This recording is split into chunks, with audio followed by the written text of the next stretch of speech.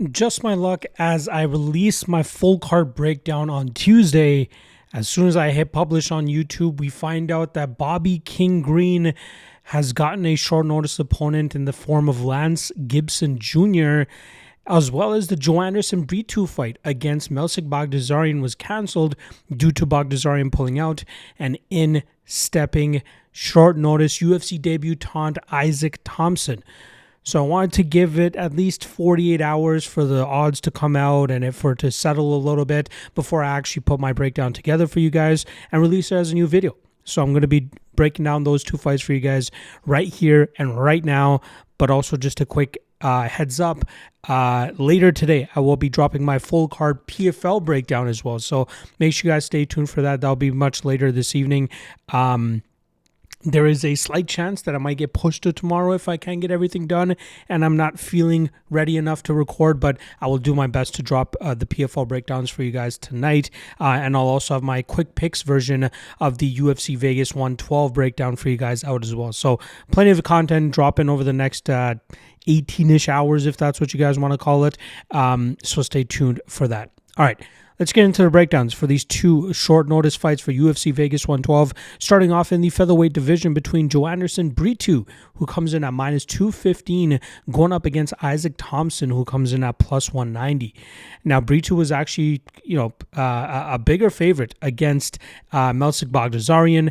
He was also opening up around minus 350 in this fight against Thompson, and it seems like a lot of people are jumping on the Thompson side. Now, I don't know if that's the Ethan Ewing effect, but I'll talk about Thompson right after I get into a little bit of Joanderson Brito here.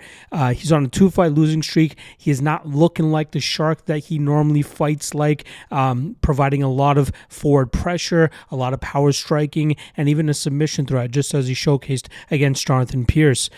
He was on a 4-fight finishing streak before running into William Gomez and Pat Sabatini, who was largely able to contain him against the cage, landing takedowns, getting control time, and really muzzling that aggressive approach we've come to know from him. Normally, Brito is like in my opinion, like a poor man's version of Gene Silva, where he's just constantly moving forward, throwing big shots. But Brito likes to mix it up in the grappling realm as well, in terms of asserting his dominance from top position and then working to finishing positions as well. I think he's underachieved so far in the UFC. I was really looking forward to his fight against Baghdasaryan, but now he's going to have to go up against a craftier opponent in Isaac Thompson. Now, I've been following Thompson since about January of 2023 in his when he took on Gary Conkle for LFA, and he's largely fought for LFA since then, but right now finds himself on a 3-fight winning streak. That loss in that run that he had was against Shaheen Santana, who was able to just get some, crucial control moments, getting in the back of Thompson and controlling 2 of those rounds. I thought Thompson landed more damage and probably should have deserved the win, but he ends up getting grinded out there. But he's managed to bounce back with 3 straight victories, looking pretty dominant in all of them, outside of his last one against Islamboyev. That was a close split decision win for Thompson. Islamboyev pretty much had Thompson pinned against the cage, threatening with takedowns for the majority of that fight, but Thompson showcased good takedown defense, and it seems 2 of the judges believed he did enough damage even while defending to earn the decision that night. Solid takedown defense to stop as many takedowns as he did and then quickly work back to his feet. Thompson is also a guy that has a knockout victory over Larian Douglas, who just signed with the UFC through the Contender series this past season, and that guy's been on an absolute tear as well ever since losing to Thompson. Now, Thompson is a lifelong martial artist. His parents were in the combat sports world as well. Thompson has pretty much been training since he was a kid. He's trained all over the world, but in recent years has set up shop over there at Team Alpha Male. He's originally from Australia, but he's been training at Team Alpha Male, doing private lessons and stuff out of there. The guy's very well-rounded. I'd say the best trait he has is his kickboxing. He's very slick with his strikes, good combinations, and good movement, and that could potentially give Brito some issues here. We know Brito kind of just fights on a straight line, likes to throw his big shots and either land those big strikes or change levels and get to takedowns. And I think his ability to kind of just dictate the pace with his power could cause Thompson some trouble here. But I get why the line is coming in the way that it is, because Thompson, if he can stick and move, showcase good takedown defense as we've seen from him, he could really cause Brito some issues in the cage here. So I don't know if the line is crashing because, people see the skill set in Thompson, or if people are just trying to, find the next Ethan Ewing, who was able to pull off a big upset win over Malcolm Wellmaker a few weeks back. So I think it's a combination of those things. I think Thompson deserves to be in the UFC, but it's a really tough deal for him to try to come in on short notice against a super aggressive guy like Joanderson Brito. So my prediction is still going to be with Brito here. I'm a little bit hesitant on the chalk. I don't like the short notice nature of it for Thompson, but if this was a full training camp at these odds, I wouldn't mind a little bit of a shot on Thompson. But at the current odds, I'm going to pass. I think it's going to be Brito by decision.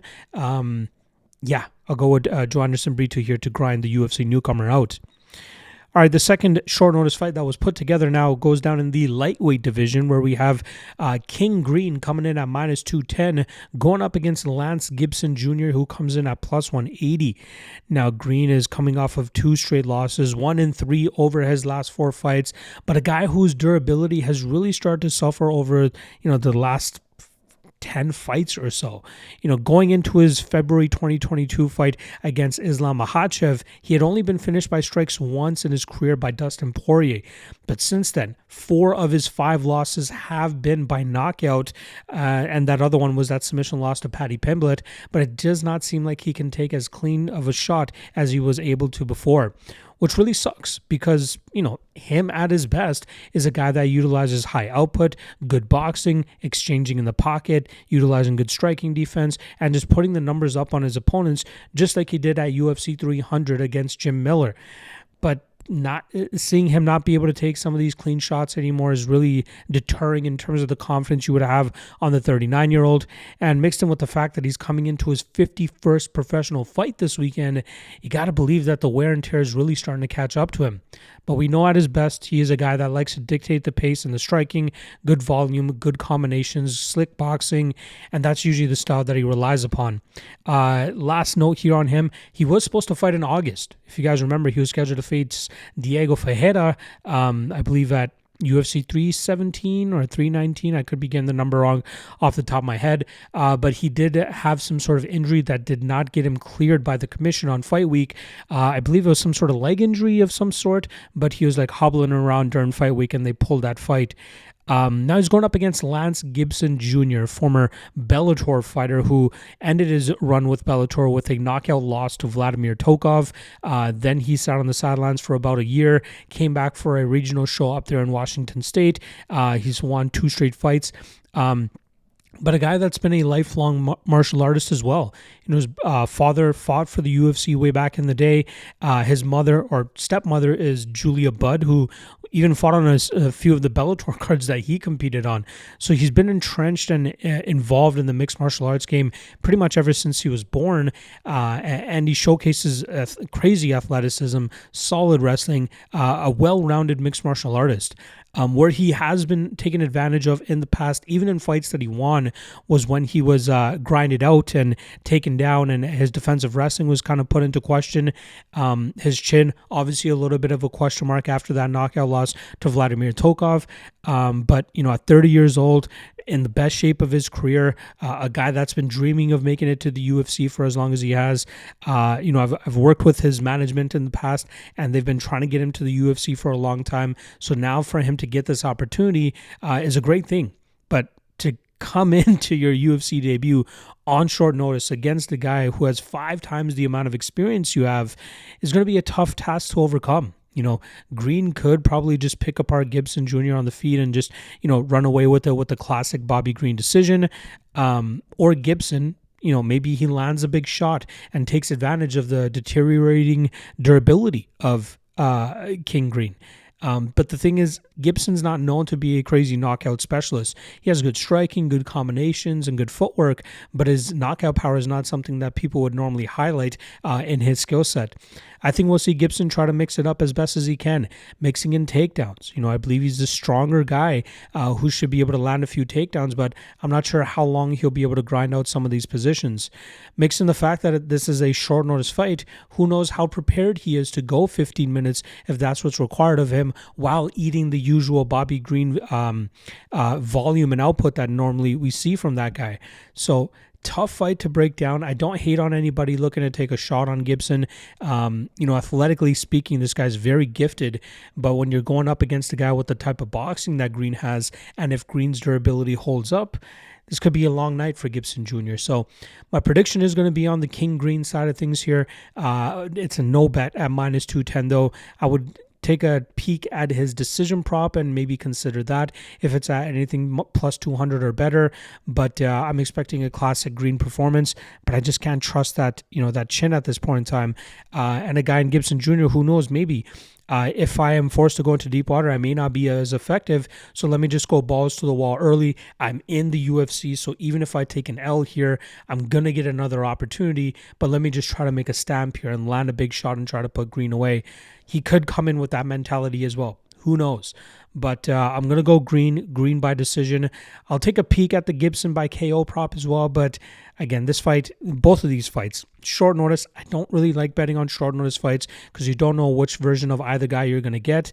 So it's a pass on both fights, but I'm going to go Joanderson Brito by decision and King Green by decision as well.